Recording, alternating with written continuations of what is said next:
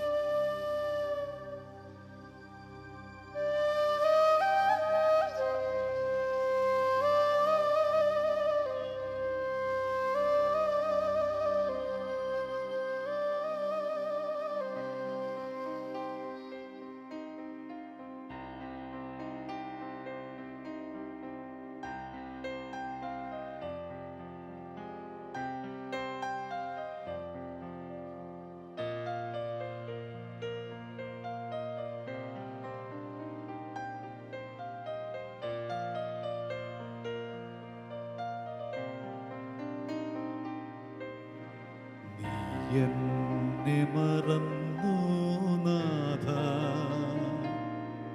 N ഹൃദയം ഉരുകുന്നു ദേവാ. എന്നെ മറന്നു നാഥാ,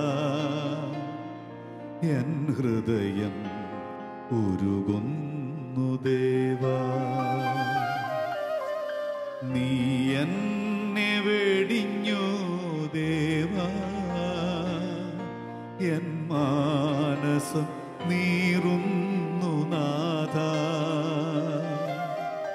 നീ എന്നെ വെടിഞ്ഞു ദേവാ, എൻ മാനസം നീറുന്നു നാഥാ. നീ എന്നെ മറന്നു നാഥാ, എൻ ഹൃദയം ഉരുകുന്നു ദേവാ.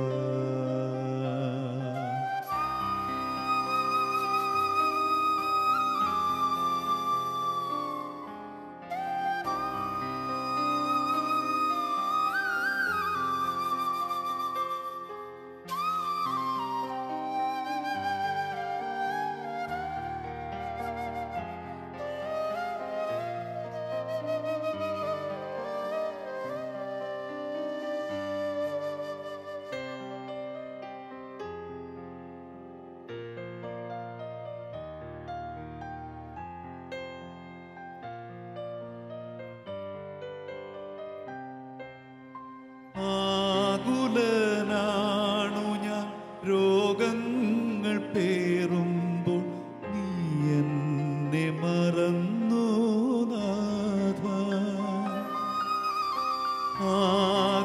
ആകുലനാണു ഞാൻ രോഗങ്ങൾ പേറുമ്പോൾ നീ എന്നെ മറന്നു നാഥ. ആഴിയിൽ താഴുമ്പോൾ കരയറിയാത്തവൻ നീ എന്നെ വെടിഞ്ഞോ ദേവാ. ആഴിയിൽ താഴുമ്പോൾ കരയറിയാത്തവൻ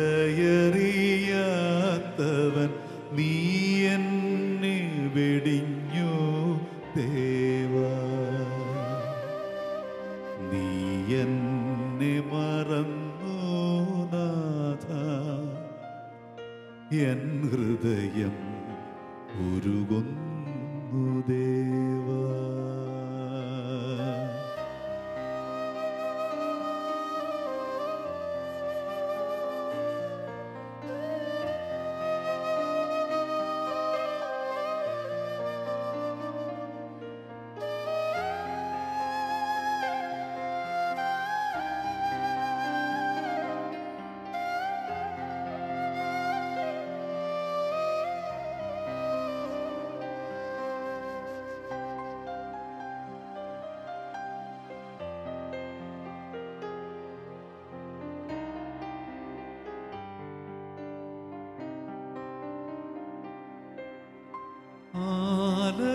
ആലവിട്ടോടിയ ആടിനെ പോലെ ഞാൻ നീ എന്നെ മറന്നോ നാഥ.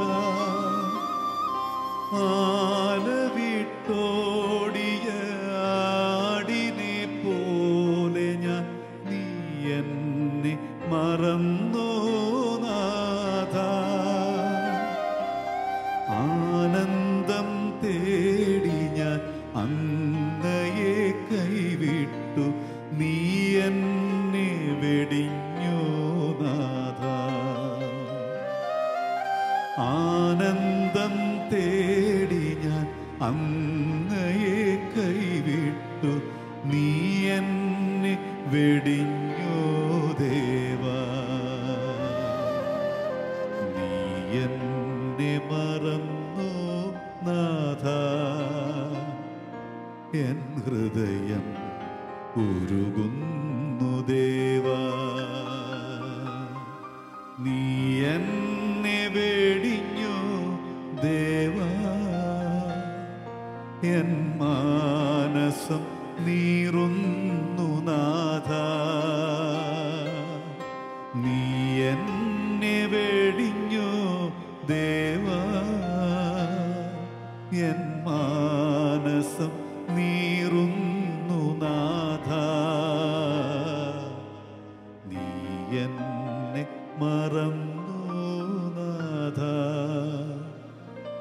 എൻ ഹൃദയം ഉരുകുന്നു ദേവാ.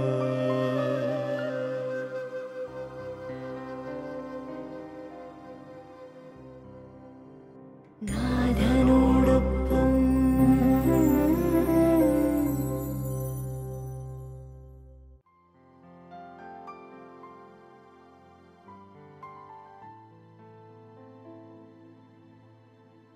ഈശോയുടെ കൂടെ ആയിരിക്കുമ്പോൾ നമുക്ക് ആവശ്യമായതൊക്കെ ഈശോ നമുക്ക് പറഞ്ഞു തരും, നമ്മെ പഠിപ്പിക്കും.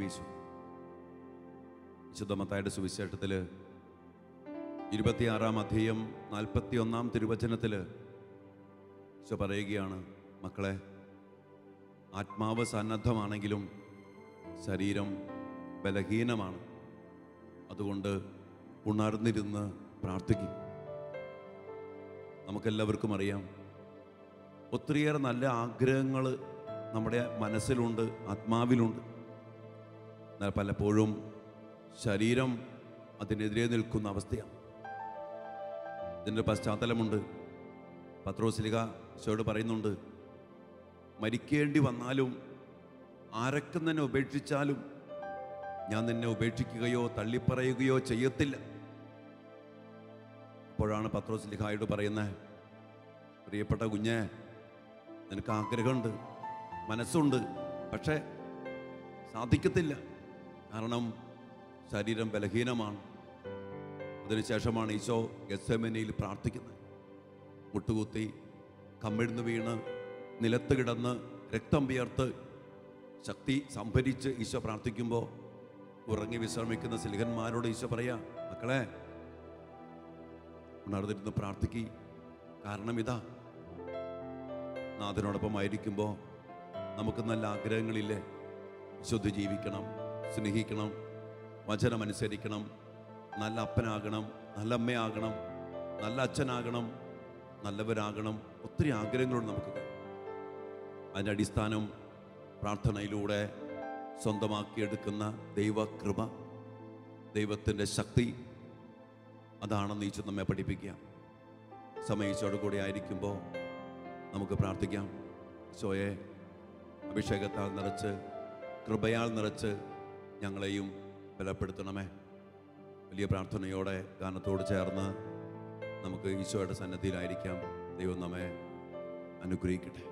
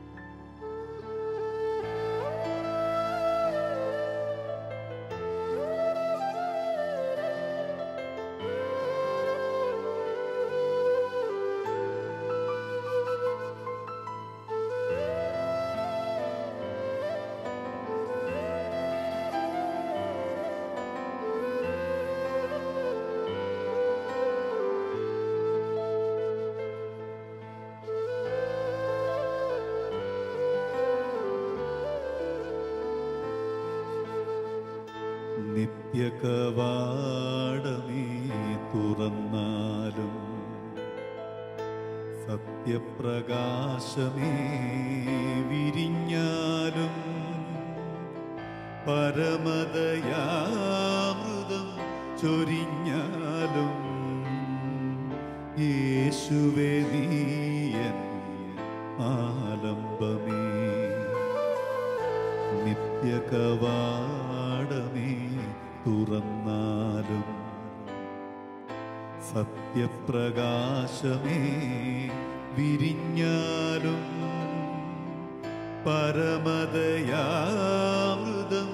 ചൊരിഞ്ഞാലും യേശുവേ നീയൻ ആലംബമേ.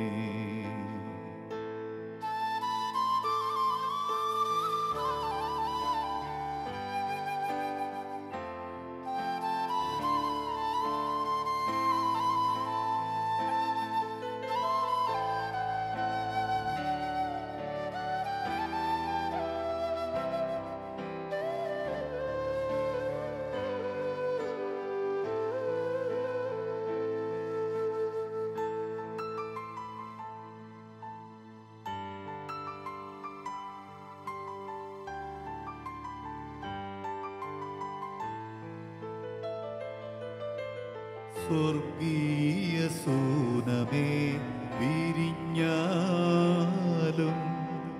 സ്വർഗ സൗഭാഗ്യം പകർന്നാലും സ്വർഗീയ സൂനമേ വിരിഞ്ഞാലും സ്വർഗ സൗഭാഗ്യം പകർന്നാലും ഊരിരുൾ ചൂഴും മാനസവേദിയിൽ താരകമായി നീ തെളിഞ്ഞാലും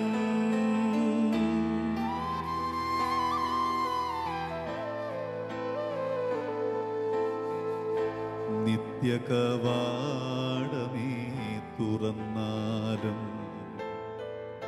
സത്യപ്രകാശമേ വിരിഞ്ഞാലും പരമദയാമൃതം ചൊരിഞ്ഞാലും യേശുവേ നീയൻ ആലംബമേ.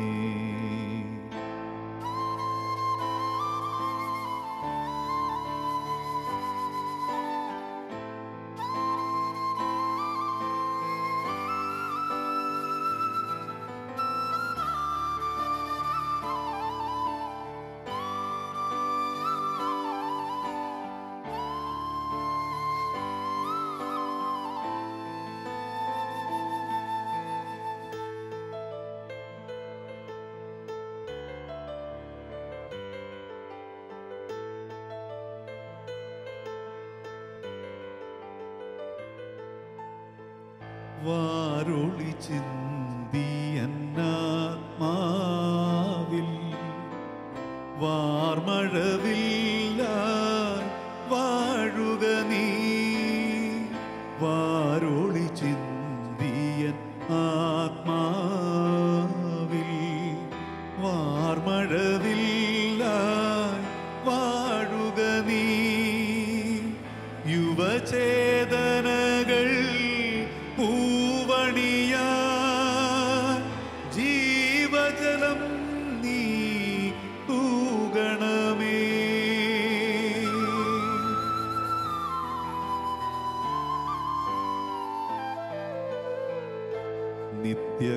നിത്യകവാടമേ തുറന്നാലും സത്യപ്രകാശമേ വിരിഞ്ഞാലും പരമദയാമൃതം ചൊരിഞ്ഞാലും യേശുവേ നീയൻ ആലംബമേ. നിത്യകവാടമേ തുറന്നാലും സത്യപ്രകാശമേ വിരിഞ്ഞാലും പരമദയാമൃതം ചൊരിഞ്ഞാലും യേശുവേ നീയൻ ആലംബമേ. യേശുവേ നീയൻ ആലംബമേ.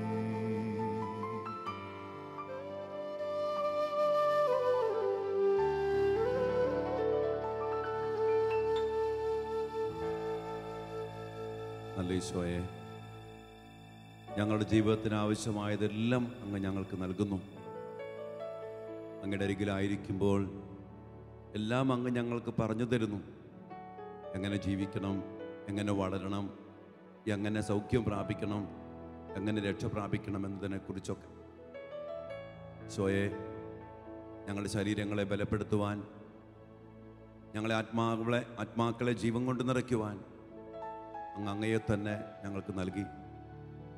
ജീവൻ നൽകുന്ന അങ്ങയുടെ വലിയ കരുണ സ്വന്തമാക്കിക്കൊണ്ട് എന്നുമായിരിക്കുവാൻ, എന്നും ജീവിക്കുവാൻ ഞങ്ങളെ അനുഗ്രഹിക്കണമേ. ആത്മാവിനെ ബലപ്പെടുത്തി ശരീരത്തെ ആത്മാവിനാൽ നിയന്ത്രിക്കുവാൻ ഞങ്ങളെയും ഞങ്ങളുടെ കുടുംബങ്ങളെയും ഞങ്ങളുടെ മക്കളെയും അനുഗ്രഹിക്കണമേ എന്ന് പ്രാർത്ഥിക്കുന്നു. വിശുദ്ധമ്മയോട് ചേർന്ന് ഞങ്ങൾ സമർപ്പിക്കുന്ന ഈ പ്രാർത്ഥന കേട്ട് ഈശോയെ ഞങ്ങളെ അനുഗ്രഹിക്കണമേ, ബലപ്പെടുത്തണമേ, ശക്തിപ്പെടുത്തണമേ. ആമേൻ.